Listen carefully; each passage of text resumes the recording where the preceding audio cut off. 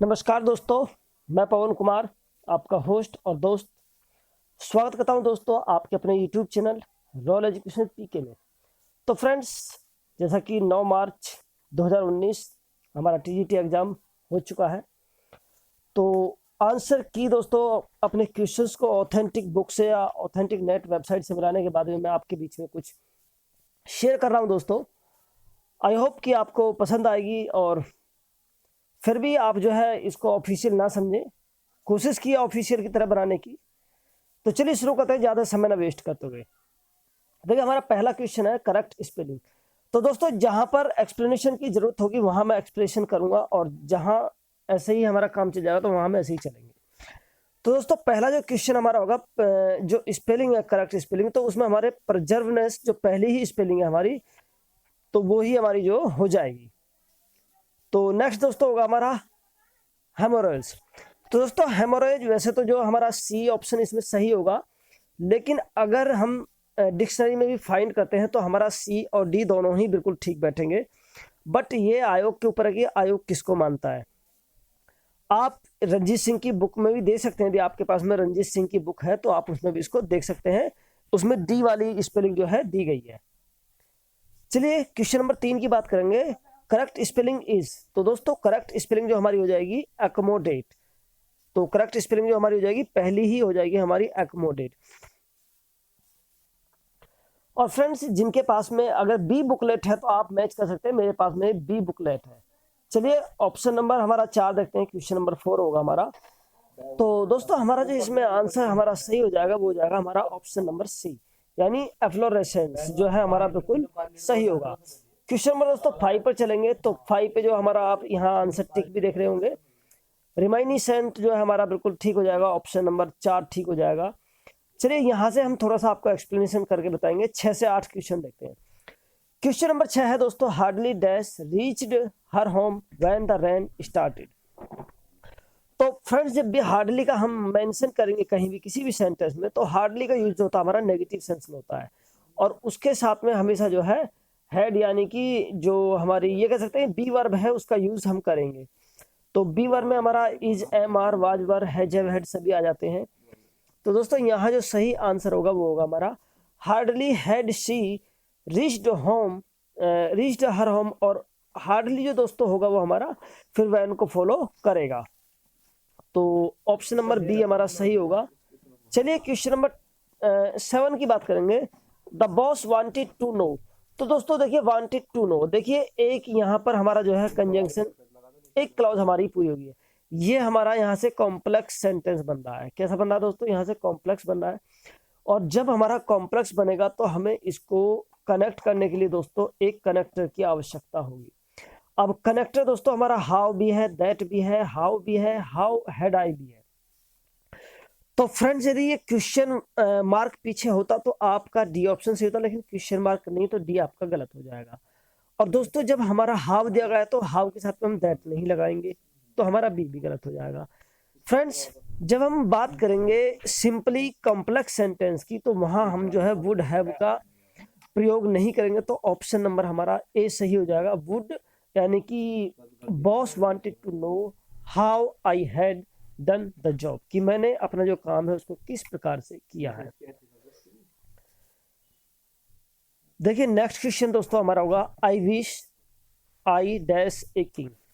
तो वह ये देखिए कल्पना कर रहा है, कोरी कल्पना कर रहा है, शर्त प्रकट कर रहा है, एक इच्छा जाहिर कर रहा है। तो जब इच्छा की हम बात करेंगे दोस्तों, वहां हमारा किसी भी सब्जेक्ट का कोई भी पर्सन हो, हम वहां वर्क का ही यूज करेंगे। तो I wish I were a king. Question number 9 to 10 देखिए, इसमें जो है नरेशन बेस हमारे क्वेश्चन है। और दोस्तों, अगर मैं इसको क्वेश्चन को पूरे को पढ़ूंगा तो हो सकता है कि ज़्यादा जो समय लगेगा, तो इसका मैं आपको डायरेक्ट आंसर बताता हूँ। देखिए यहाँ कह रहा है डोंट गो। अब जब डोंट गो यानी मना कर रहा है, तो दोस्तों की सजेस्ट तो नहीं करेगा बिल्कुल भी, आस्क्ड भी नहीं करेगा, और अर्ज तो बिल्कुल नहीं करेगा।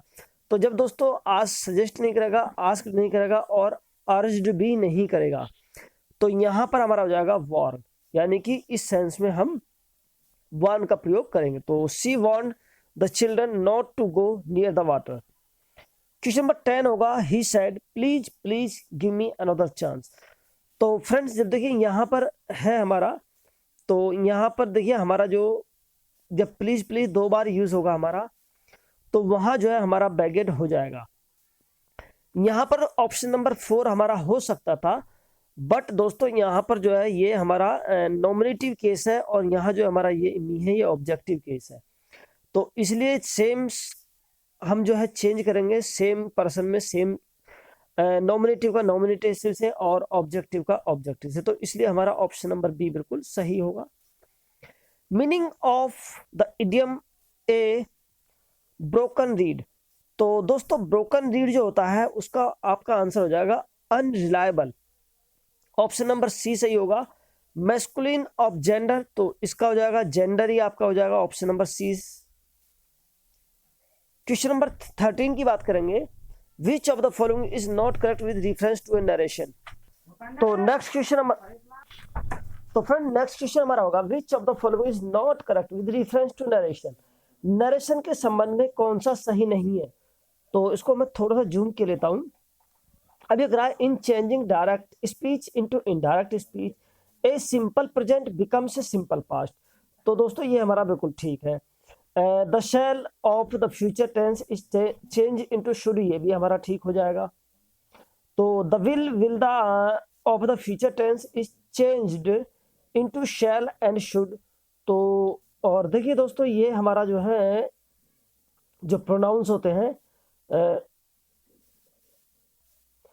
तो जो प्रोनाउंस है दोस्तों डायरेक्ट स्पीच में वो भी चेंज हमारे होते हैं जहां हमें जरूरत होती है, तो इसमें जो सही ऑप्शन हमारा होना चाहिए कि कह रहा है कौन सा सही नहीं है, तो जब कौन सा सही नहीं है तो ये हमारा सी ऑप्शन जो सही हो जाएगा, क्योंकि will of the future tense is changed into shall and should.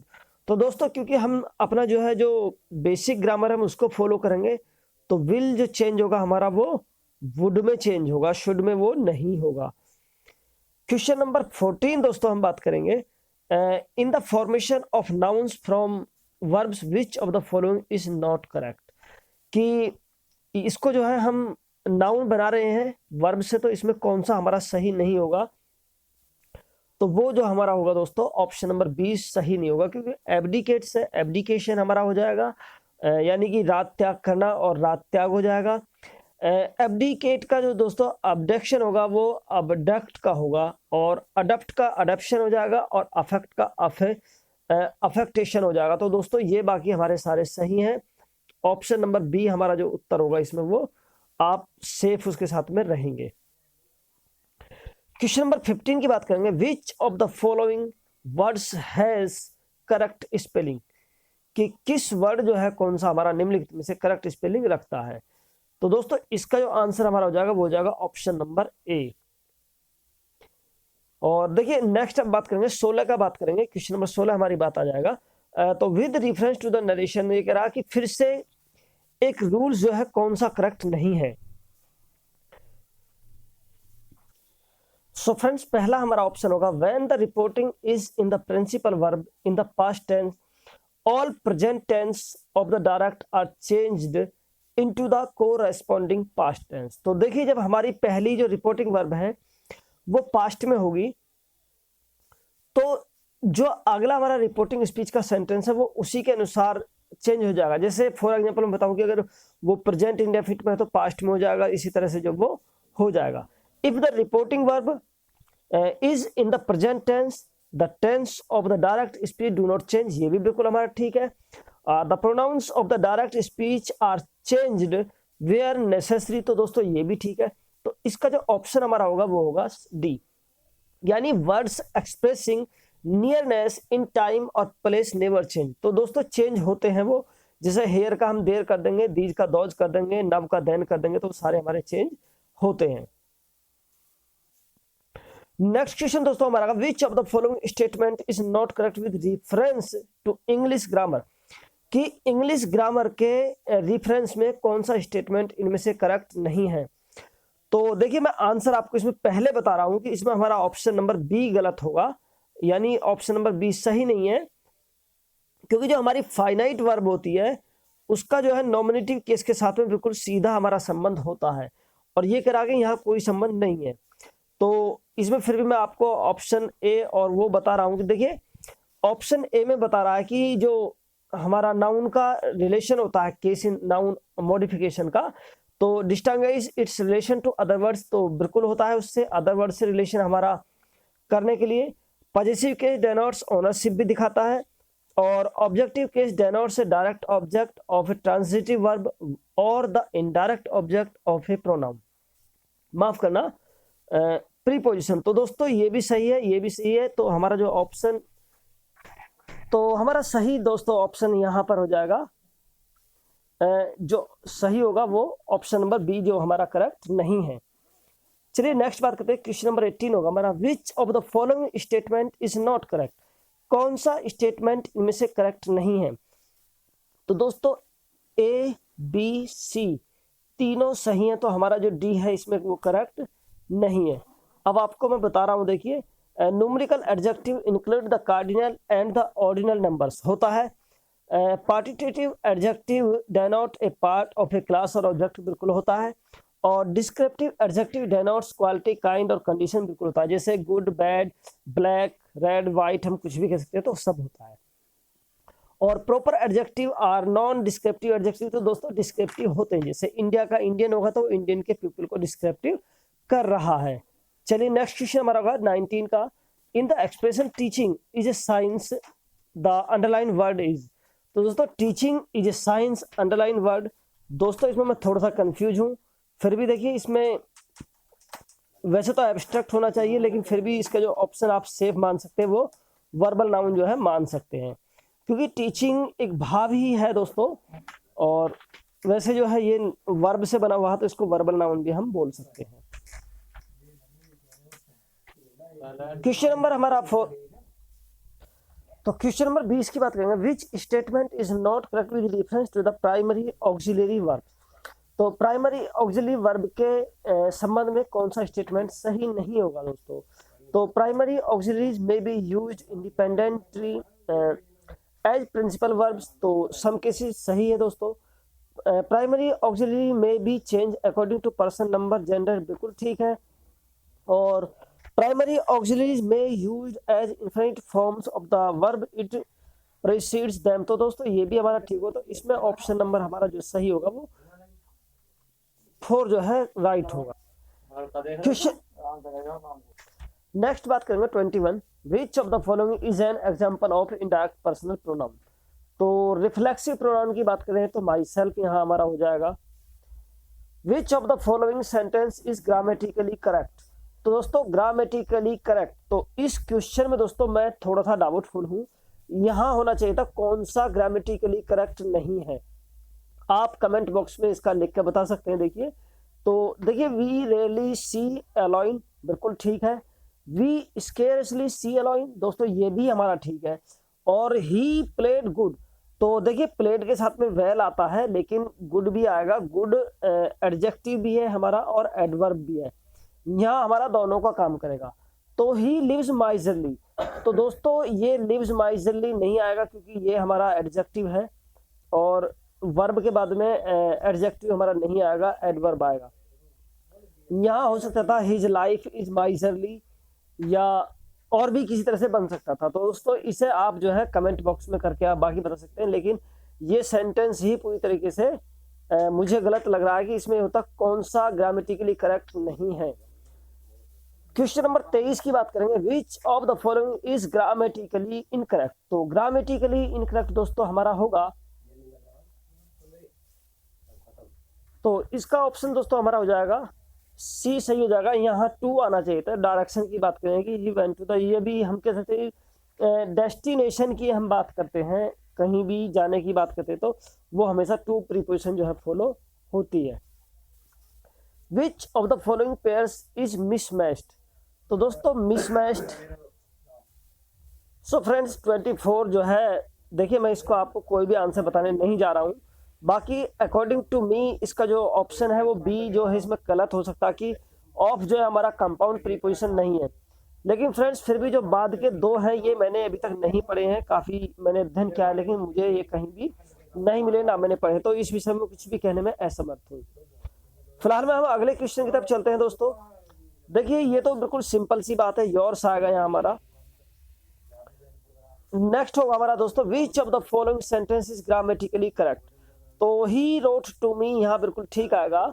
जब देखिए हमारे जो प्रोनाउन होते हैं वो होते हैं, एक तो डायरेक्ट ऑब्जेक्ट होता है हमारा और एक होता है इनडायरेक्ट ऑब्जेक्ट। तो फ्रेंड्स जब भी हम दोनों की बात करेंगे तो वहां हम जब भी इनडायरेक्ट यानी ये कह सकते हैं कि जो लिविंग थिंग्स होती हैं, जिसे हम कह सकते हैं कि मैन, ही, शी, इट सब जो है ये हमारे लिविंग थिंग्स में आते हैं।